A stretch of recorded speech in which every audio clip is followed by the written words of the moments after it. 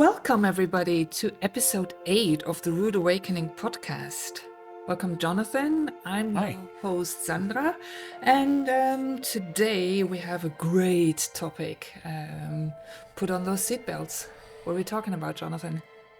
We have a topic and we decided to call it magic or bust.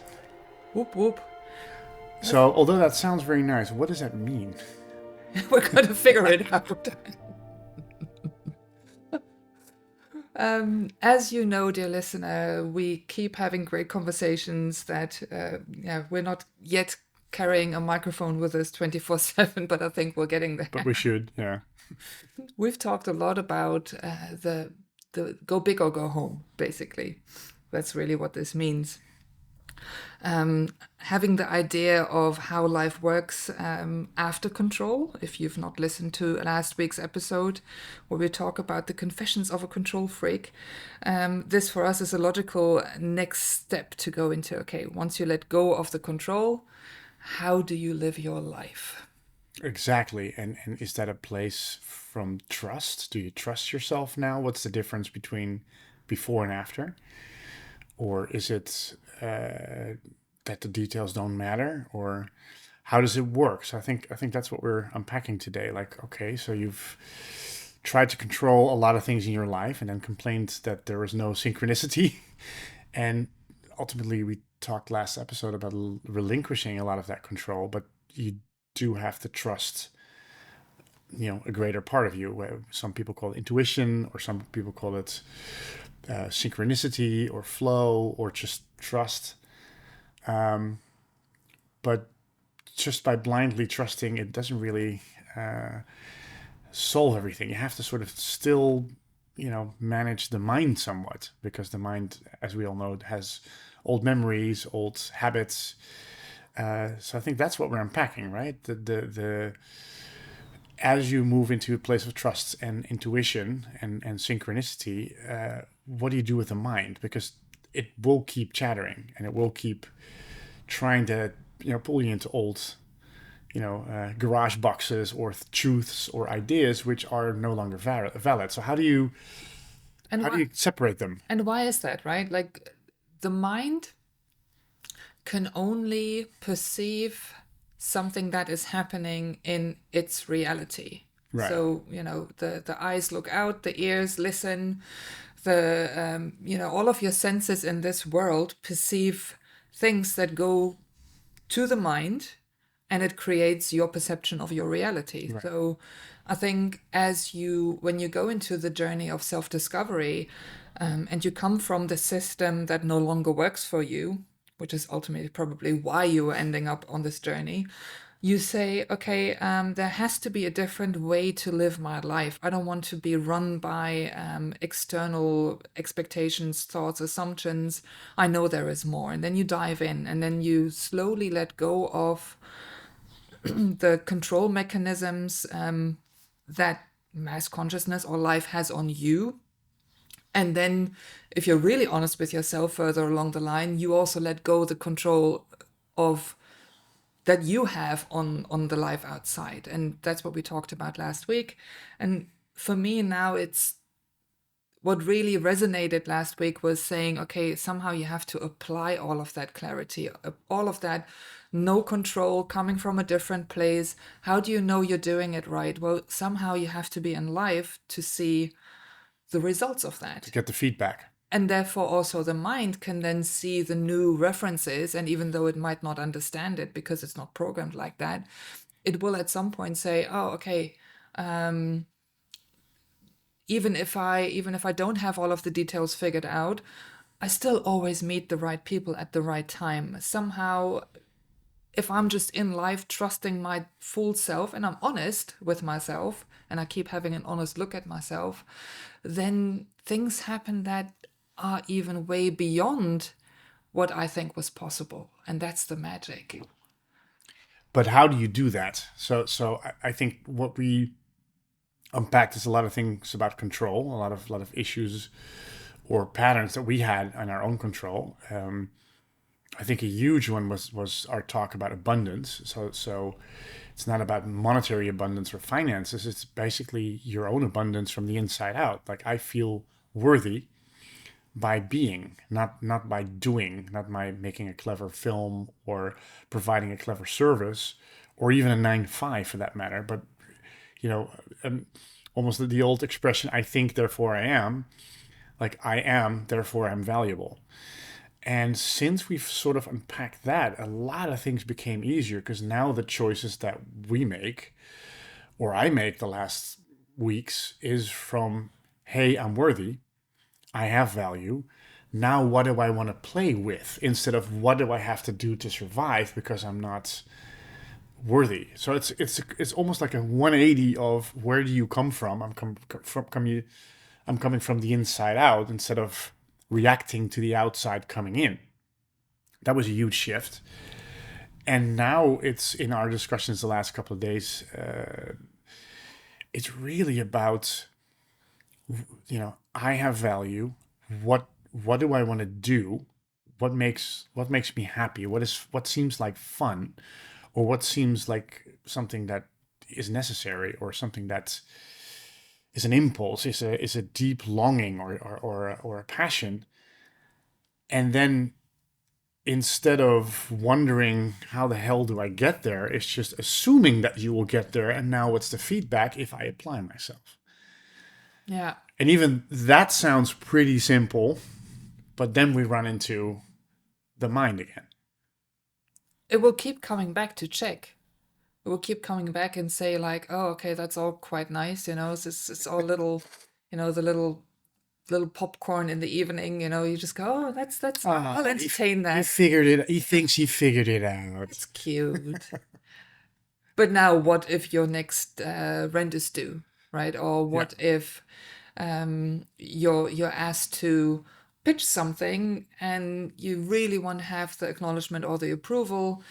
So all of those checks that keep putting you back into, oh, but am I ready?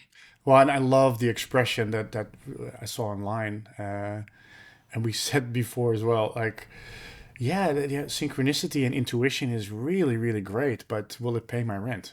Yeah. Will it pay my taxes? Will it, get me out of being evicted from my house? Oh my God, I'm so synchronous, but so it's there is a discrepancy between that part in us, call it the creator self, call it intuition, and the application of life and how the mind interacts with it.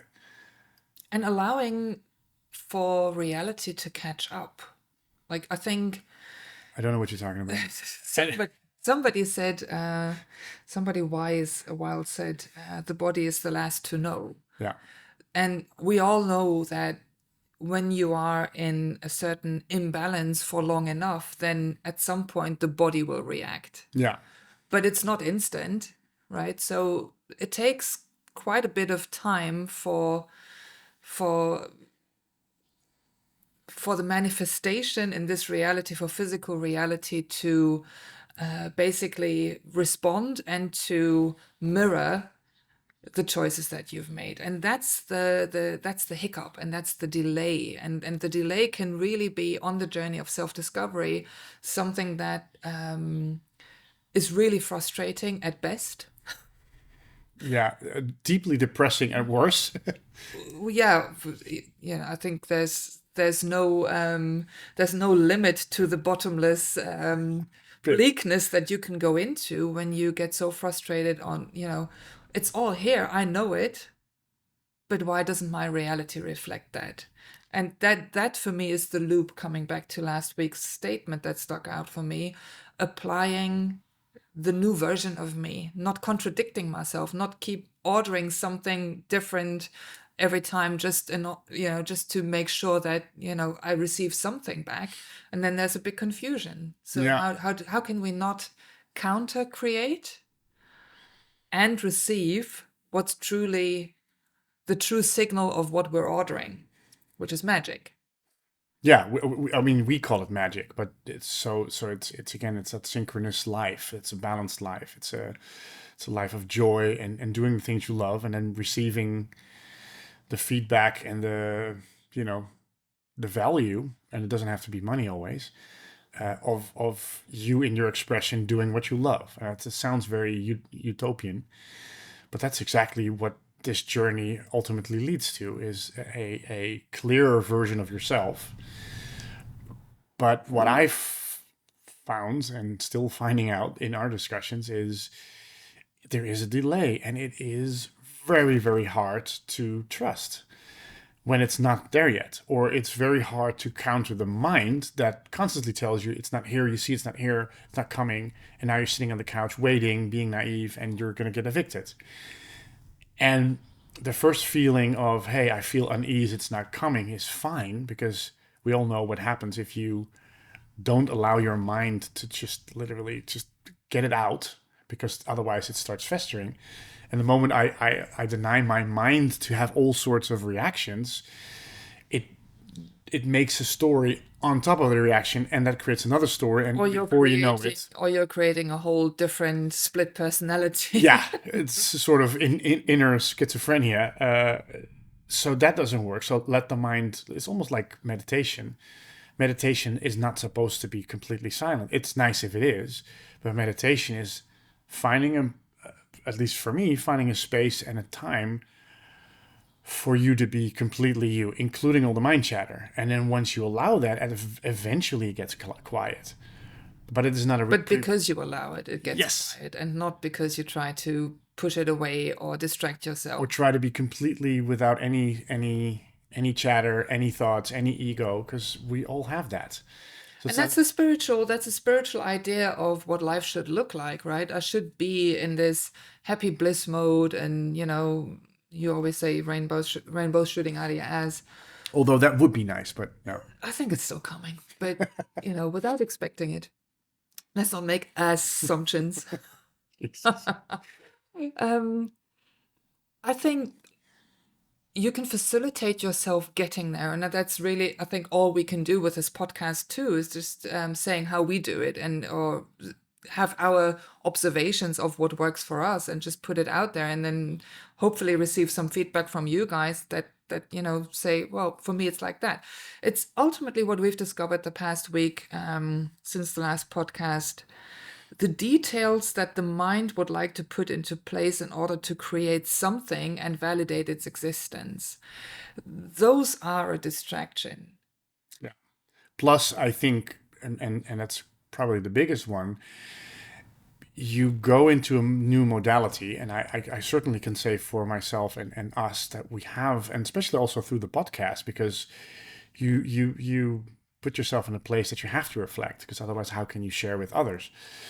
But the memory of what has happened in the past, that's for me, that's such a fucker, because it isn't valid anymore. I'm in a completely new paradigm with myself. There's no drama in my life. I trust pretty much completely.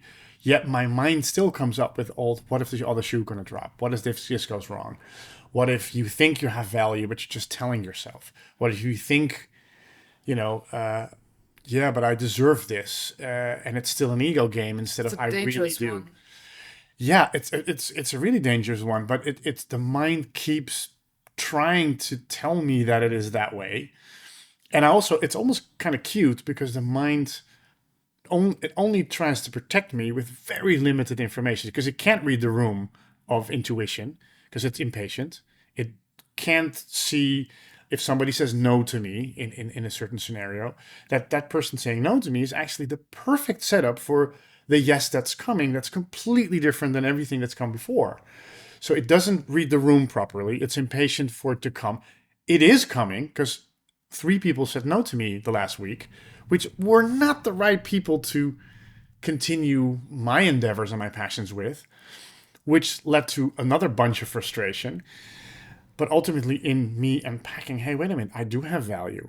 I know exactly what my passion is. The only thing is, I have to think big. I have to be able to receive that joy and passion and thing in my life, that if I sit at home, my computer is like, can you please look at my wonderful work that I think I've, or say, it's not because of the ego, or that I deserve anything, or that I'm better because I made a movie or anything. It's value because I'm me. And the next thing I choose out of passion without taking all of those things that I've done before with me, I value what would be fun to do next. And then assuming that that will come to me. But that requires a huge amount of trust. Incredible. And the mind cannot follow. No, and that trust is something that doesn't originate from the human, that doesn't originate from the mind. So trust is something that is very untangible. You have as the human being, you have no clue what trust really means. It's not a currency that seems valid yet. It is, but so, I think where's that come from though? It's well, I've read something that was really beautiful. Courage is a virtue that has to be scared into a person. And the same goes for trust. I think trust is the logical consequence of being courageous, because this is the journey of self-discovery is a constant leap into something that you can't see yet. Yeah. And you don't necessarily have a guarantee other than maybe a hunch. No, but through sticking to the course and sticking to that hunch, you ultimately discover that even if you fall into yourself. Yeah. So it's all me.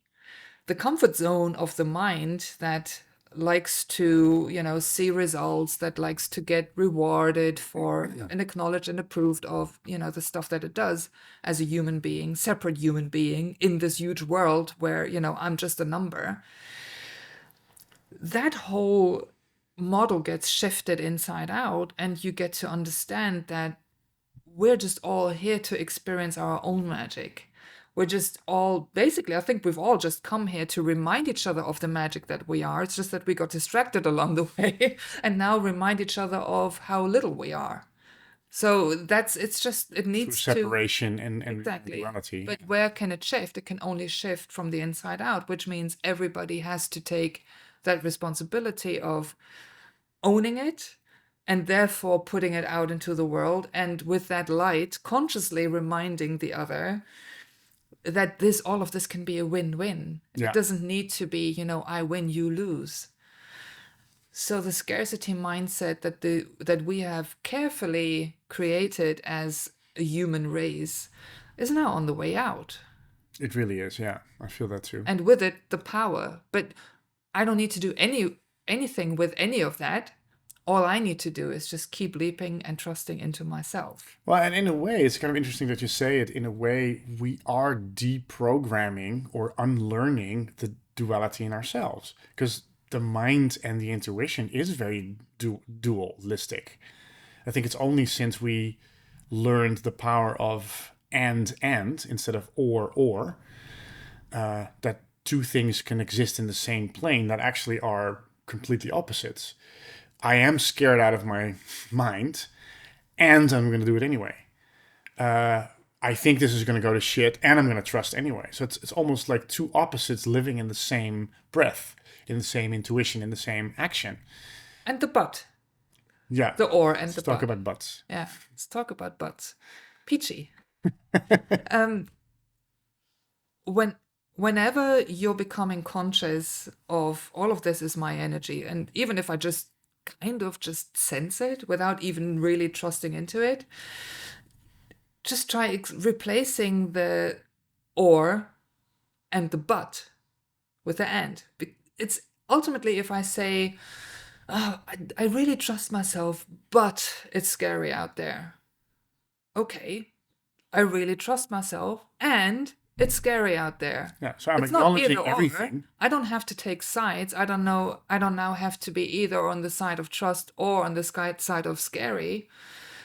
It can both exist. That's already overcoming duality. Well, and I think just speaking for myself, my real, like one of the biggest choices I made, and there might be some rumbling in the back because we're recording this podcast on a farm, so there. And every time we start the podcast, there's some massive tractors that are... or the mooing of cows, or the baying of sheep. Which is called the farm podcast. Yeah. And it's fine. No, I think one of the biggest leaps I made for myself, the biggest decisions I made was to be kind to myself, it was a couple of months ago or 9 months ago, like, yeah, it's about 9 to 6 months ago, where I started forgiving myself for a whole bunch of things. I'm not this, I'm not that, I'm stupid there. Just, yes, that mindset or that thought comes in, and the mind tries to protect me by reiterating that to make me safe. But it's a real fucked up form of safety because it just basically puts me down. And it tries to save me from, hey, if you feel good about yourself and you are visible and you are tall and you shine a lot, your head will get chopped off. So there's this weird fear that if I'm myself, the world's coming to get me, which I've always had. It's really weird. So I started with be kind to yourself, forgive yourself, have those dark thoughts, whatever they are, and I'm on the path of self discovery. I'm on the path of synchronicity. I'm on the path of meeting a grander version of myself that is in balance, that is in And trust. if anything, be curious about that, right? Like if Yes. that's all you can do, because there is no trust and there is no relaxation or calmness in your mind or quiet in your mind or peace, at least be curious about the future meeting you at some point. Yeah. And there's always glimpses of that in your life, in every moment, really. Yeah. And I think from that moment on, I stopped fighting my own duality. I allowed, and there was some pretty dark thoughts, but I allowed all of them. It's like, okay, well, hiding in the closet, they always come out in the most inconvenient ways. I know there's an intuition. I know there's a wisdom in there because I'm using it. It just gets overshadowed by survival, fear. Oh my God, I'm gonna die. What will happen if I do this? So I was like, and I could only really decide that when I was not afraid to die or have all these things happen to me. Like, I've tried all these other things, open up the closet, hit me. And then all the monsters came out, and I was like, there were moments where I was like, fuck, can I go through this? And actually, I could. It was not that bad because I wasn't fighting them. Fighting them gave them power. So at a certain point, that closet was empty, but the mind is still like it isn't the CEO anymore. It's sort of the secretary in the back that helps me drive a car and do my taxes. But it's still, almost like behind the mayor or behind the CEO, constantly whispering in my ear. And usually it wasn't good. Don't do that. Don't do. Oh my God. Oh, you see. Oh God. Here we go. Oh, do you see? It's not coming. It's not working. Don't do this. It weren't the monsters anymore, but it was still the same voice trying to somehow fucked up way protecting The me. muscle memory. Yeah. Yeah. And all of the things in my life weren't happening to warrant that kind of information, but it was still doing it. And it was until we had the discussion about, because I think both of us were so sick of that stuff, the discussion about abundance and value, that I think we both decided, and we said it in the last episode, but I'd love to iterate it. We said, no more. I want to experience magic. The magic I always felt as a kid that was possible. Being synchronicity. I mean, for every viewer or user, this will be a different connotation. But for me, magic means balance, synchronicity, things just working out, doing fun stuff, receiving, fun feedback for that. And I was so fed up with it, with the whole making myself small and oh my God, and what if this and that. In that discussion with you, I think we both decided I don't want to take a small step. I don't want to take small step. I want to experience magic now. Like So no more quick fixes. no, or oh, I can pay my rent one more month, but I'm kind of doing it with the same. It's almost like patching up the old wall. The drywall is falling apart, and I keep just putting a little bit of new stucco on it, but the wall is rotten from the inside. I'm exaggerating, but. So no more small leaps, but that means a big leap. That means every game that I'm still playing to keep me from that magic, whether it's fear or survival or thinking I can't do it or thinking small, it's got to go. And that's, I think, all of our discussions the last 3 weeks are about that one item. I am done. I want to experience magic in my life, truly. So every step I have to do, every dark corner I have to look at, which is sort of a habit now. I don't mind that, but every kind of subtle game of playing it small has got to go because I've decided I have value by being. You know what I mean? But it's also, I think, the mind then, of course, needs to interpret all of that. And then it says, okay, that's all great, but what do you mean with go big or go home? Like magic or so now all of a sudden I need to have the magic wand and turn every turd into a pile of gold. And true abundance must mean that I own this villa with this magical land and 5 cars, and that is the other side again, the other side of the limitation of in the dualistic coin.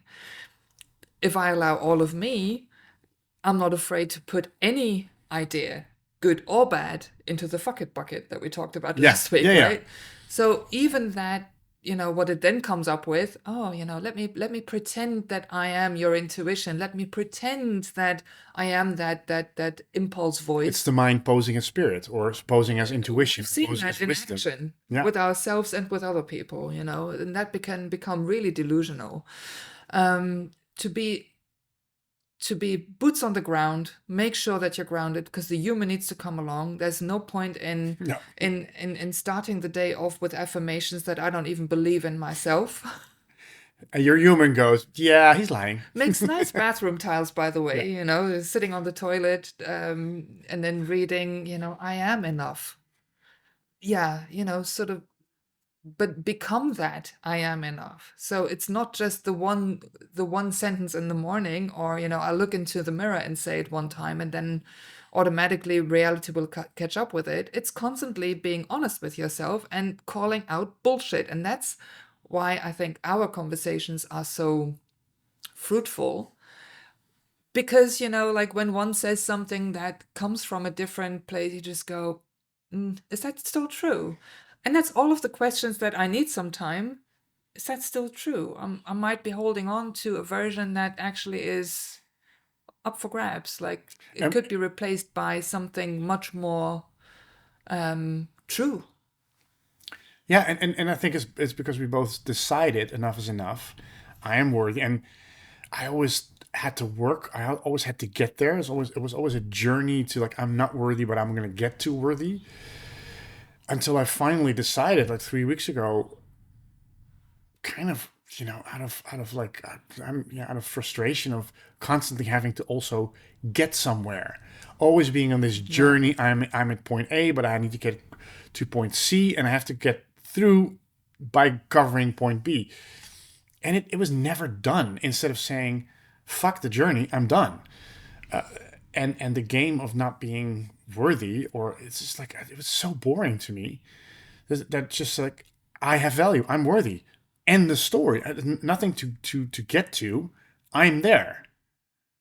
Now, what does that mean? Instead of like, how can I build it up? Because building it up was also through the mind a lot. So it's that it's almost what you said before is you have to be scared into courage, but it also works the other way around. You have to be so fed up with the same spiel and the same mind loops and the same studying and being on this endless fucking journey up the mountain to finally go, you know what, fuck the mountain. I'm going to slide down and I'm going to be there. I'm going to just decide I am there. End the And story. I am the journey. So basically, even though, I might pass some boulders along the way, just know that, which sometimes might be represented by people saying no to you when you come with a proposition.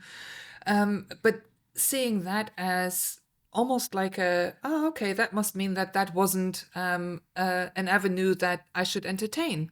Okay, basically saying thank you to the no, and at some point opening up a bottle of champagne, because after 5, 6, 7 no's, or even 10 no's, there has to be a yes at some point.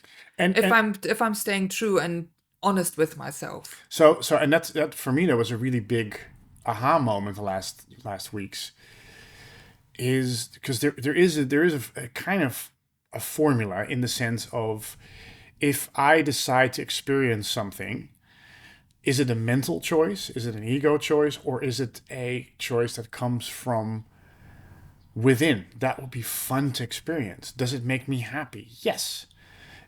Am I willing to do to take some risks in exploring that? Yes. Is there an agenda or an outcome? No, not really, except for I'd love to do it. And now it can come back in any shape or form to show me how. I'm not stuck to how it comes to me. Whether if I have an idea that is very much from the mind, it's usually contracted. There's a lot of obstacles that I have to overcome to get there. A lot of from A to B stuff. I'd surely have an agenda and an outcome. So within 2 weeks in this timeline, it isn't the joy of discovery, like almost a childlike joy. Like, wow, that really fits my journey. And it's almost like whenever I come up with an idea of, oh, that I would love to experience that, it's almost like I am the journey, I'm the path, and it comes to me. So I'm stationary. Now all the potentials come to me, but it takes time.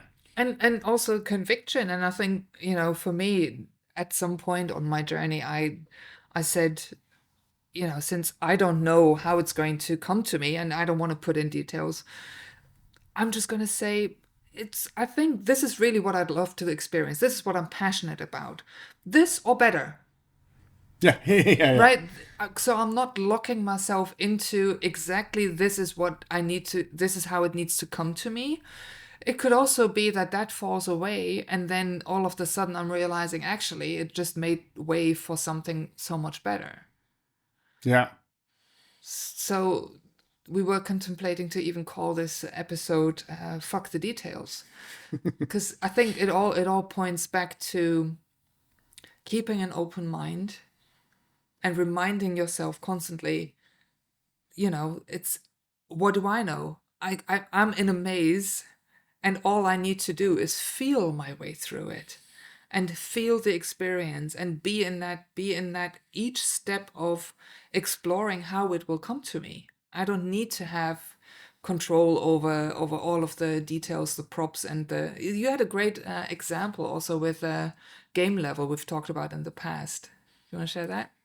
Yeah, it's for me because I worked in the games industry and on games, so it's kind of a fun analogy of almost like the Matrix within the Matrix, because some people also see life or the physical universe as a simulation, or at least a way for us to explore a greater potential. So for me, games is like, what if the game master or the person that created the game and runs the game is your higher self, the one that knows how the game is run, it knows all the levels, it knows the shortcuts, it knows how to defeat the boss, it knows how to find all the secrets. But the human that's experiencing is the player in the game. So it runs around the maze like a headless chicken, or, oh my God, I have to face this end boss, but my sword isn't big enough and I have to level up before I can face this kind of stuff. So again, it puts all these things, all these assumptions in its path, all these things it needs to adhere to. But we're coming to a point, almost like in the analogy of the game, what if we can't die? We can't make a wrong choice, because every exit, we say that the game is a labyrinth. Every choice we make will ultimately, especially after awakening, leads us to the right choice. But it is a choice from a higher perspective. It's a choice from your own wisdom, from a place that's not mental. So your mental player doesn't really understand the maze, or it thinks, oh, if I take a wrong shortcut, there's a vat of acid, and then there's a sword there, and there's an end boss, and I'm going to get killed. Not knowing that the higher self created the maze, and every corridor at a certain point in your awakening will lead to the right outcome. But it is not what you think it is. And I think that's what the mind needs to let go of, that whenever it's, we have a great idea and we encounter no's, or you encounter an obstacle or an end boss, it actually does us a favor putting us on the right path that we ordered in the first place. Mm-hmm. We just keep looking at it through those player eyes that is in the maze, that can't see over the walls, and see there's paradise just a meter away. It just needs to take one corner. It doesn't really matter. Like, there could be 3 doors in the maze, and it thinks that two of the 3 doors are certain death, and the other one is paradise. So it doesn't choose because it doesn't want to die, not knowing that every door leads to paradise. because it created the maze itself. So it's that whole sort of meta analogy of at a certain point in your journey, you stop journeying, you stop going from point A to B, you become the journey, you become the knowingness, you become everything that you were looking for, you are. That comes with attributes to help you along the way. It's almost like you in that game at some point you get all of those certificates, right? Like, so you get the certificate of trust, you get the certificate of Yeah. self love, you get the certificate of worth and value, because I think that's really ultimately the one thing that you need in order to not get distracted by the no's. How can I see that each no is basically a yes to the true solution that I'm looking for, and not get hung up on, oh, now, I wasn't seen, I wasn't heard, I wasn't able to. Old games of survival or attention. It's always those two. So it's almost like, in order to understand that you can't fail, you do need to own that value and that self-worth. Yeah. Like, what are ways for you to get there? Well, in the past, and it's a good comparison, because in the past, my way of value was doing a lot of work. Being a cinematics director on a world famous video game, for instance, it gave me a sense of accomplishment. This game goes around the world. I'm a good director. See what I did. Or yeah, making Rude Awakening. Oh my God! Look, it was a struggle, but we finally finished it, and well done me. But all of those or having the type of girlfriend that I always wanted. Oh, look, a person like that would date me. That must mean I'm valuable. And I think for me, the biggest switch very recently is if I constantly have to lean on others or on outside factors to feel worthy, I'm always screwed, because I'm always looking through the outside in. And I've deconstructed that for a long while, but it almost like it feels like the quarter dropped a couple of weeks ago. I was like, it's me. I'm valuable because I'm breathing, because I chose to be here as a human in focus, because I'm at this point when the entire planet is about to change deeply in a good way, and I'm here on this planet to witness it. Wow, that's so. By me breathing, I have value, and I can say that to myself. But this is kind of the first time I believed it, because I tried everything else.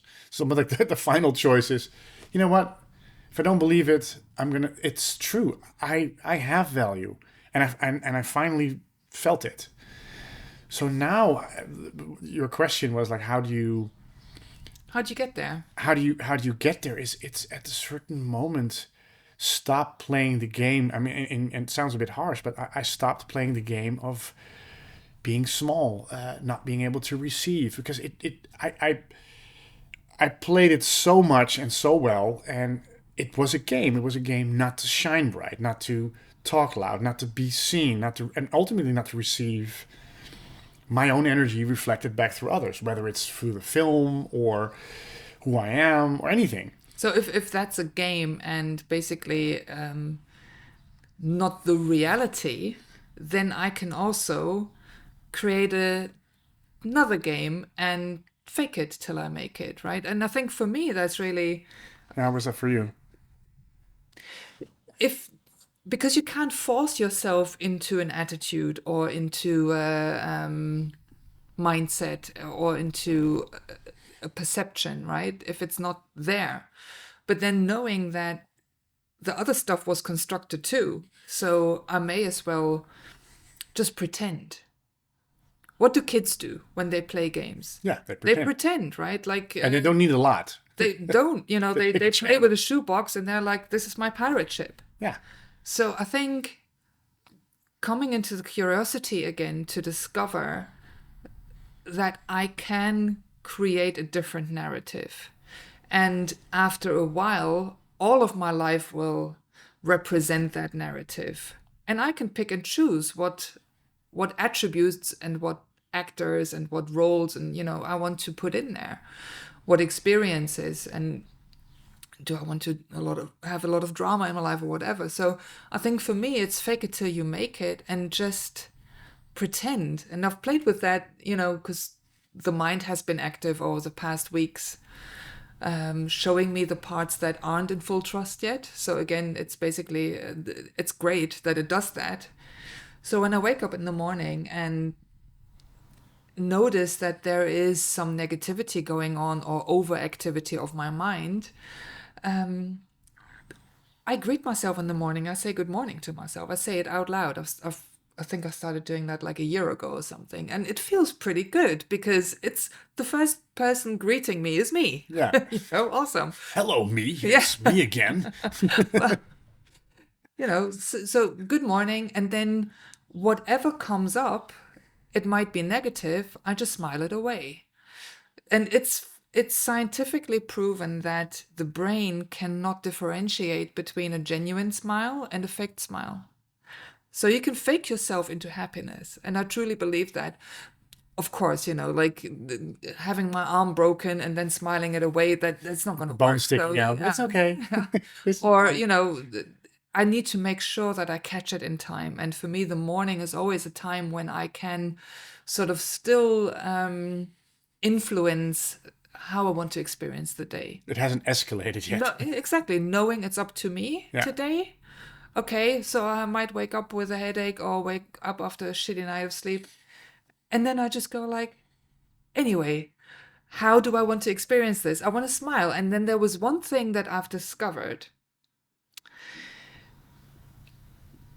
My mind has a stubborn part to itself that actually really enjoys being stuck. There's a part of me that's like dwelling on, oh, you see, people are bad and, like life is shit, or the weather is crap, it's raining again. Yeah, me. So the constant whining, complaining, there's a part of my brain that really enjoys this. And it's difficult when I'm too far into that mode to turn the ship around. Revert. Yeah. Which is ridiculous because it's all in my head. But sometimes I'm so comfortable in that. It's almost like, yeah. Well, that's a game. Oh, yeah. Yeah. But to acknowledge that and say like, and I'm going to do it anyway. So I'm not going to wait for myself to feel better to go for a walk. I'm going to be whiny and I'm going for a walk now. And. But I feel the action shifts it around because you're not. And we used to do this a lot. I know we used to do this a lot. Is then not take any action. Yeah, sit in it. Sit in it. I have to feel safe. I have to feel clear. I have to feel clean. I have to feel inspired. Bullshit we project on ourselves. It's just kind of like my head's falling off. I want to kill somebody. Fuck it. I'm going to write that thing anyway. I'm going to do that thing anyway. And then it's almost like you don't give it the attention it wants. Yeah. Because ultimately what you want is to get acknowledgement, poor me. And I don't have any self-esteem or I think value, and nobody's giving it to me. Well, fuck you then. That's an old one. I think everybody recognizes that. But the investment in the ego, and even in any form of relationships, when you get into an argument, the ego thrives on being right. Yeah. As soon as I acknowledge that everybody is right in their own way, in their own perception, so the end of that. There's no truth. There's no ultimate truth here. There's only the truth that I feel is right for me. So I can acknowledge that in the other two, saying like, we don't need to argue now, and this is not serving you or me. And if it's not a win-win, I'm not and that's interested. true value for yourself, saying, hey, I don't say you are not valuable in your opinion, but for me, the value is not arguing. And I have my opinion, you have yours. Let's not and go in a different way. I don't have to change.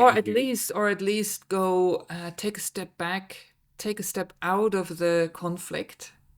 And the conflict with the mind is just the same thing. Ultimately, it's a conflict with an argument that you're having with yourself. Yeah. So whether I'm having it with somebody else or with myself, it's just as uncomfortable. But to come to the understanding of, okay, so here's a tension. I can either really dwell in it and really drag it out and be really uncomfortable about it, or I can say, fuck it. I'm just going to take some kind of action to also put myself into a different zone.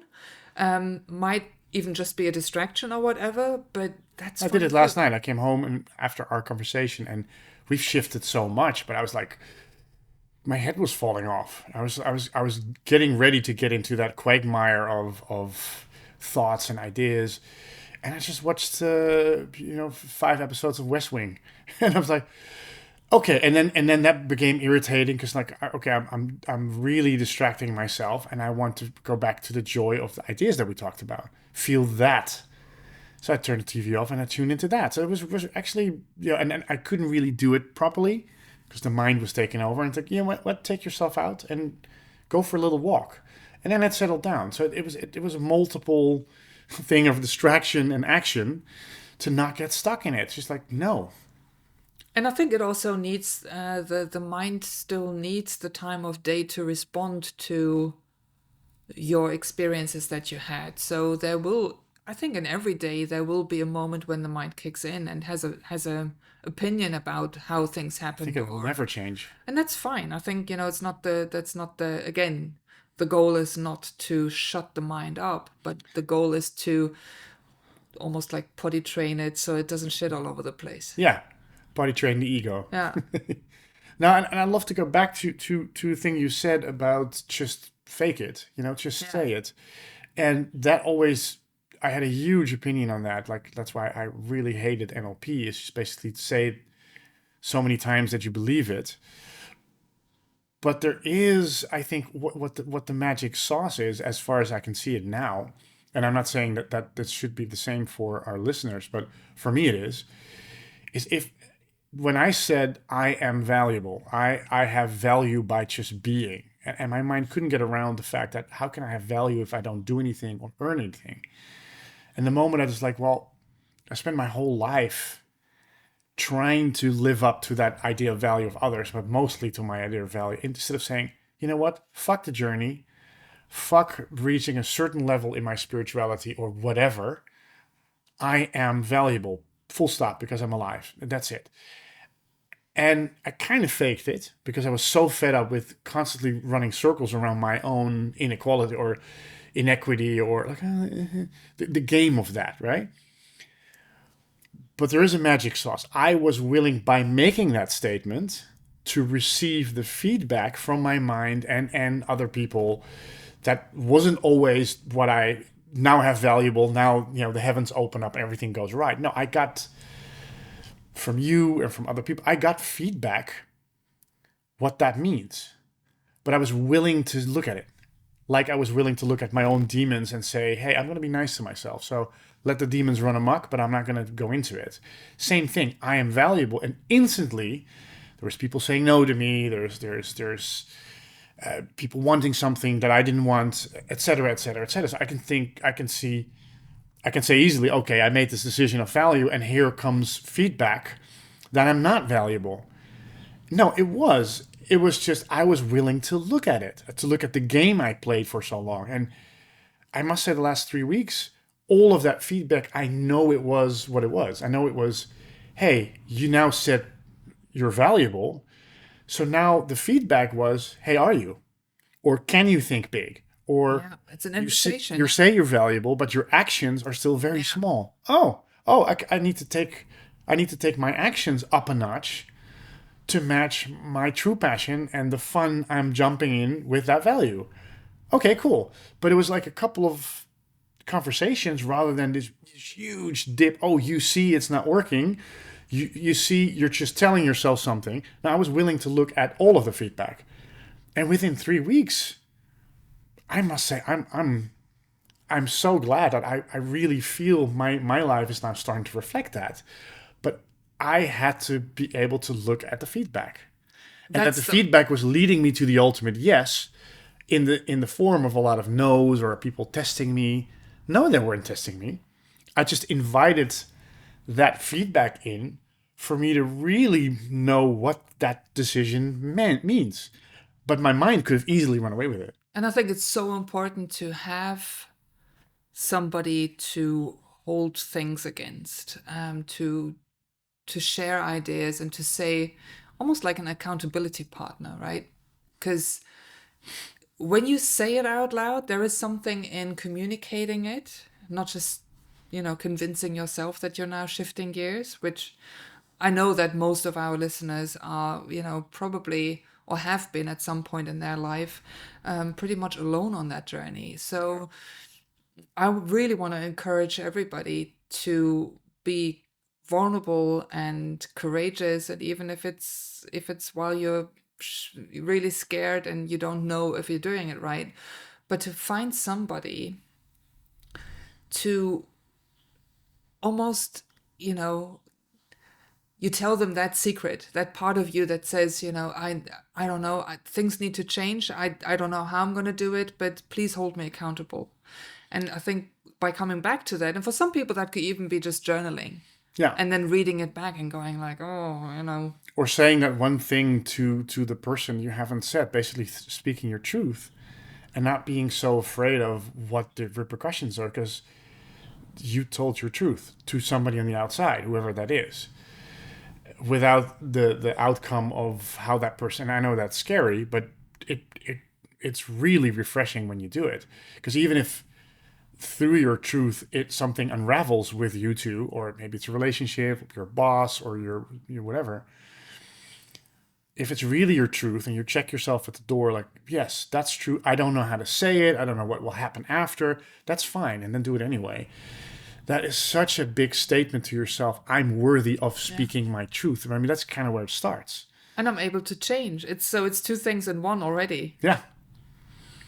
And then hopefully leaving what that change looks like, giving yourself the time to let reality catch up, and hold it lightly as to what that looked like, because it might be that you speak the truth and somebody leaves you, and then you go, my fucking god, I finally spoke my truth, and this is what happens. You see, and then the whole demon cellar opens up with all of the games you play around. You see, I'm not worthy. But you can interpret it the same way as, I spoke my truth, the person that wasn't actually aligned with that truth fell away, and now I have all the openings for somebody new that does fit that truth. Hallelujah. I was just scared to let that person go. And this is just one of the many examples that we've encountered the last, years. But because we talk about it, I feel less crazy. Or I describe a certain situation, and you listen and you say, yeah, but is that really true? And I look at you, and within 5 seconds I'm like, no, not at all. I'm just regurgitating the old. But the fact that I can shift so quickly is because, And I know you're not afraid to look at your shit either. So that's why it's easy for me. and to allow everything in your reality to change. So not just, you bring a new version of you to you apply yourself in that new version to life, then allow everything to change, but also everyone to change. So people might fall away. Old people might come back into your life where you think like, oh, but I know them so well. Like they've been assholes 10 years ago. And, like I really wanted to leave them behind and I'm not going to go into it again. Well, that might be true. But there could also be a good potential that, they've also had their moments of, letting go and releasing and Allow everything to go new. living a newer truth. So it's a constant process of that, I think. And I think that's a really, really good point. Allow everything to go new is that if you make a choice from a knowingness, from a trust, while your mind is going berserk, while you're scared to death, blah, blah, blah. So it's the end. I feel this is the right direction, but I'm scared out of my mind. Do it anyway. And assume that things are going to change, because you're in your truth, you're in your value, or you're experimenting with your value. You're doing it anyway. You're making the choice, and maybe you have an accountability partner you say that to. But then the biggest fucker is things will change. We've noticed this. Everything changed, and everything is just changing again, because now we're showing up as different versions of ourselves, a more honest version of ourselves. And the world has to shift, because the old world doesn't apply. I don't play the game, so the world doesn't play the game with me anymore. It finds other players to play it with. But that does mean I have to trust that whatever comes up, the no's, the conflicts, the people falling away, the people that think I'm an asshole, fine. It makes space for something new. Yeah, and that's what I always wanted. Like, if I want to experience magic, and I don't want to have these stopgap solutions, or to take little tiny steps and pay, you know, I'm ready for the big leap now because I'm done. I've done all the old steps, and it's not satisfying. But I am willing to let everything change, literally everything top to bottom, and it's scary, but I'm doing it anyway. So even looking back, say, for example, write me a story from, a time of your life where a lot of shit happened and you thought it was horrible and terrible, and then tell me what came out of it, right? So, Yeah, and then try to hold on to the old story that it was a shit change.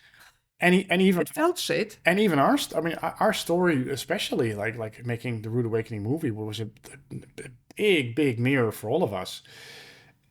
It's starting to feel very gentle. Like, I couldn't have possibly made different choices because I would have made them. Now looking back, I am making different choices. I am taking full responsibility for myself. I am worthy. I don't play those ego games, although I have an ego. So and I don't shut my human up or my human wants and needs. So it's that whole everything we had in the shit show that was creating this movie actually becomes more gentle and more.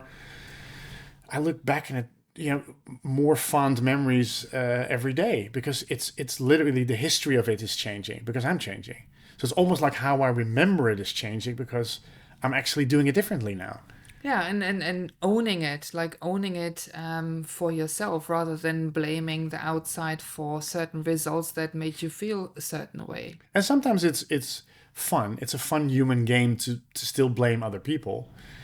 And I still sometimes do it. And we had a discussion the other day, and then you also said, like, allow other people to change. Like, energy always looks for resolution, so assume that it works for everybody, but just not always in the way that you think is normal.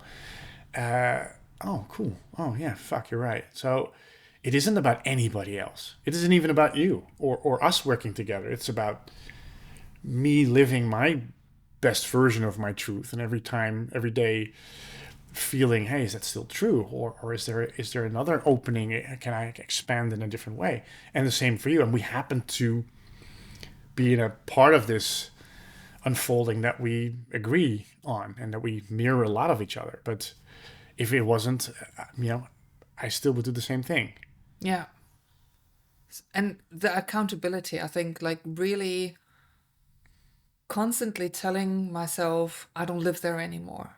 When my mind goes into an old narrative, whenever I try to convince myself that it's bleak and it's dark, at least the very least little step that I can take is take a step or leap into the curiosity of finding different references, finding new proof that it's different now. And those things usually come around in new ways of meeting people, new communication, new conversations, new opportunities, invitations. So you need to be in life in order to experience it. And I think that's really bringing all of that, what we've just talked about, home is it doesn't just happen in your mind. You cannot just think about it. Just before we started recording, we were having this beautiful conversation, touching base, and then saying, okay, let's put it into action immediately, because otherwise it just stays in the head. Yeah.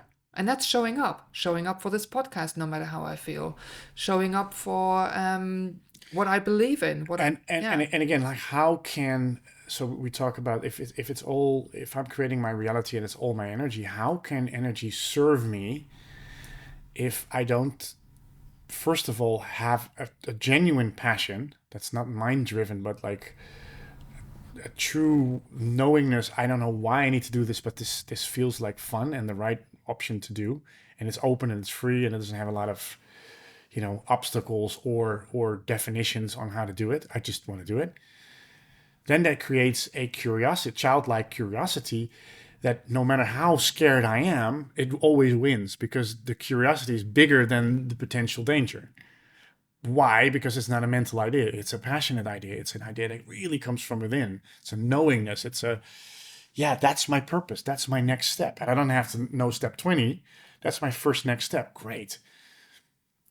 And that's it. That creates the curiosity, always wins from the fear, because you go, yeah, this might happen, but is it truly genuine place from which I do it?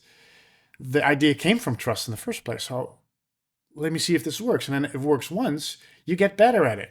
You get quicker. You don't take the mind so seriously. You don't shut it up either, but you learn how to work with it. Okay, I hear you, mind, but we're not going to do these decisions again because we're not in survival mode. We're not in lack. We're not unworthy. You think we are because it takes a long time for you to catch up, like the body. But But here I am doing this from passion. and at what point do you also have to show up to your own party?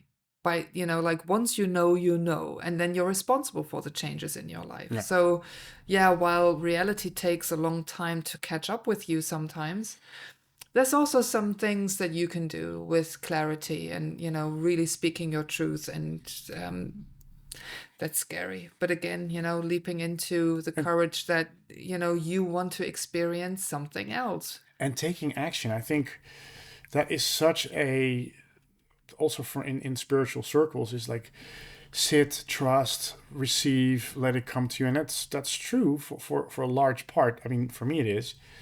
But then taking the action, if I make one action of speaking my truth or one action of this is passionate, now I'm going to investigate. I'm going to follow it, not by sitting on the couch, but going, what's the first, how I'm going to call that person. And I'm going to speak about my passion and say, hey, is that something we can work on? It's a witness. It's allowing my energy to come back to me through an external factor, but I'm the instigator. And if I take an action, I basically say yes. Yes, it's okay through that the feedback of that action for that energy to come back Yeah. to me. But it could be a couple of no's. So if I'm stuck to what exactly it should come back as, I'm kind of screwed. If I'm It's so broad brush, curious, right? It's like those broad strokes. yeah, if I'm so curious that I take an action and I let it go, it's usually a very good indicator that, oh, it is from a different place than the mind. Because I'm so curious, well, even if I get five no's and a sixth amazing yes, or the no's lead me to make another choice, that's another action that's actually a little bit more informed by thinking bigger, feeling bigger. And I'm not talking about ego, but just like, oh, I asked this person because it sounds like fun. Or I asked this person, that gives me immediately feeling, oh, let's play. Well, who are you going to call? Ghostbusters. That as well. No, call the person you feel the most fun with, even if that's the biggest risk, or you shit your pants in trying to call that person. Take the big risk if it makes you feel like if it feels like fun, if it feels like your that discovery part, that curiosity is triggered. Better call that person or And do that action. life usually responds pretty much instantaneously with some kind of blessing, joy, happy encounter, and really paying attention to it. I think letting go of the details, how it has to come, but paying attention to the little parts that say, yes, you're on the right path. Just keep doing that. That's amazing. A little bit more. Yeah, you can do it. You can do it. You can do it. Even if you have to talk yourself into it. But Like, what did we do the last couple of weeks and even the last 2 days? We concluded that at some level we think way too small, and not because of the project, because of us. Like we still sometimes think in small steps, or yeah, the capacity of Sandra is this and this and this, and then you go, well, wait a minute. If we have value, then why not think much bigger? And it was really instantly how quickly, like it was really instant how the feedback came, but it also came in the form of a couple of no's, and it came in the form of that person doesn't work, that doesn't working, that which thing that we set out isn't really, creating the traction that we wanted. And then we looked at each other within 5 minutes. We went, oh, That's still the result of thinking small. Now we think Yeah. big. You thank God they said no, because that's not the people you need. There's nothing to say about those people that they're bad, but we made small choices, so we got small feedback reminding us why are you not thinking And bigger? the same goes for the mindset, right? So Yeah. you say think big, dear mind, and mind is actually in service and says like at some point, on the path of self-discovery, it goes, okay, I'm gonna try it out because it is pretty convincing, right? The new references. So you say, okay, let's think bigger. And then a certain few tensions come up or a certain few negative or dark moments come up. Well, you're clearing out the basement. There might be some ghosts left in there. So Because you were willing, by taking a chance, by taking a leap, by taking an action, so you were don't be willing to afraid. look at it. You say yes to, I want to experience the new, but sometimes the old has to come through one more time to be let go, to make space for the new. It's almost that you're doing it right. But again, the mind is looking like this laser. I call it the Nazi. Is look, oh my God, something bad's coming. We need to protect ourselves. No, something bad is releasing for you to finally experience that other stuff. So we're so programmed for survival that way of looking needs to shift, and that just takes a while. It's Yeah. reprogramming the mind, literally. And I think coming back to the child, right? The childlike wonder and curiosity and just make believe, just playing with it. And even physicists have sort of figured out that the bumblebee can't fly just because it's way too heavy and way too big and the wings are way too small.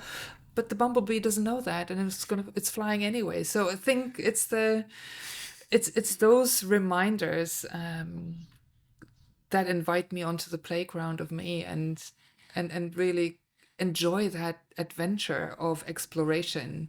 And isn't that the magic or the synchronicity that we always talked about? Is following your joy, your beingness, your isness, taking actions, making a movement, and look at it like a child. Like, I wonder what's coming back. So I've never done it before, which means this must work. Exactly. This was a quote from Pippi Longstockings, I think it's called in English, right? My favorite series. Yeah, Oh my God. yeah. Yeah, so off to our own veranda, lifting horses and stuff like that. We hope that you, dear listener, could relate a little bit here and there, or at least smile or be entertained by our sharings.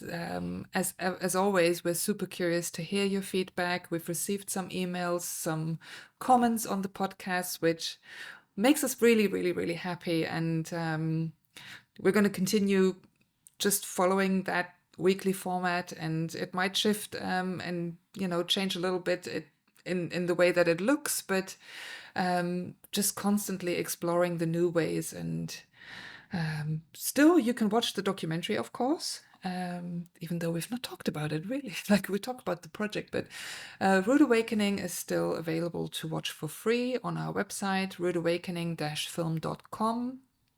It's the free version, but you can also dive deeper into the bonus material, which is over 12 hours of unedited interviews and soundtracks and stuff like that. So dive into the Rude Awakening universe. And are there any magical things that you still want to share, Jonathan? No, enjoy your Friday. Yeah. Well, I hope you go into the weekend with hopefully a little inspiration. That's the same inspiration that we had. And yeah, ask yourself, what do you get that childish wonderment, that childish curiosity from? What is it in your life that you think, ooh, that's amazing. That's that little kid in the castle. It's not homework, but just give it a thought. Like, what is that point in your life where you think, I don't think I can do it. I'm not qualified, blah, blah, blah, but whatever the mind puts into it. But saying, I would be so curious to see what would happen Yeah. if I explore that. Ooh, like a kid in a candy shop, like an elevator that goes down too fast. You go, Yeah. wow, I'm scared shitless, but could this be the next step? And share that. And greet yourself in the morning. Say good morning to yourself. You're the first person to be kind to you. Amen. Amen and hallelujah. Have a beautiful weekend. We'll hear you next week. Bye. Bye.